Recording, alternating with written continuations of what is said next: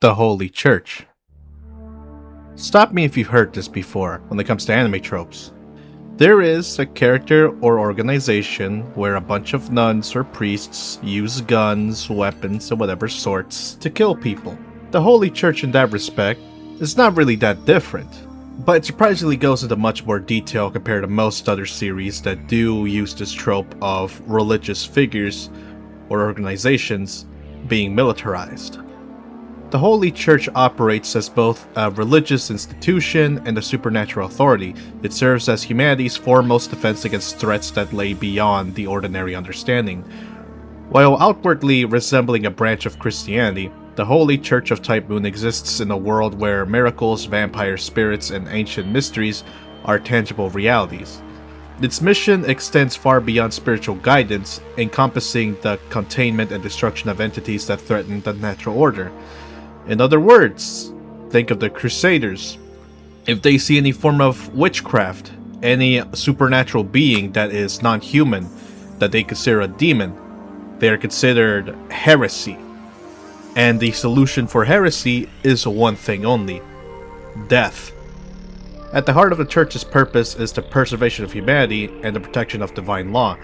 Throughout history, the organization has developed specialized departments dedicated to confronting supernatural phenomenon.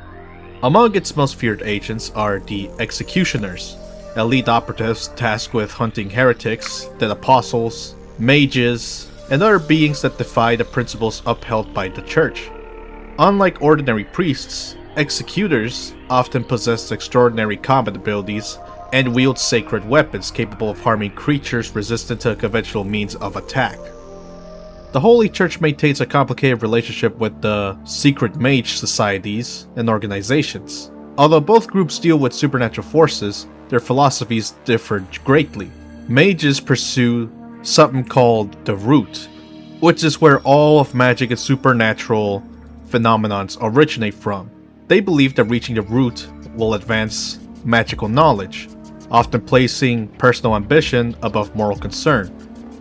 The Church, by contrast, views many forms of magecraft with suspicion and seeks to regulate or eliminate practice deemed dangerous to humanity.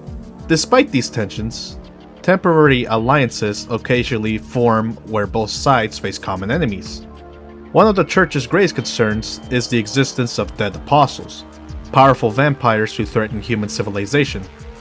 To combat them, the Church has established specialized agencies and trained generations of hunters. These conflicts have shaped much of the organization's history and contributed to its reputation as a relentless force willing to make tremendous sacrifices in pursuit of its goals. The Holy Church also serves as a guardian of sacred relics and ancient mysteries. Its archives contain centuries of accumulated knowledge concerning supernatural events, legendary artifacts, and divine phenomena. This vast repository of information grants the organization significant influence within the hidden world that exists alongside ordinary society. Despite its stated mission of protecting humanity, the Holy Church is not portrayed as wholly benevolent. Type Moon story is often depicted as an institution driven by unwavering conviction, willing to employ harsh methods when pursuing its objectives. Individual members range from compassionate clergy to ruthless enforcers, reflecting the moral complexity that characterizes many factions within the setting. This ambiguity allows the Church to function as both an ally and antagonist, depending on the circumstances. Ultimately, the Holy Church represents one of the central pillars of the Type Moon universe, by combining faith, authority, and supernatural power. It stands as a counterbalance to the ambitions of mages and the predations of inhuman creatures.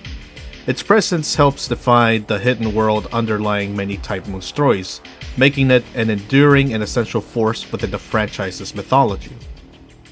Also, Ciel is pretty fucking hot.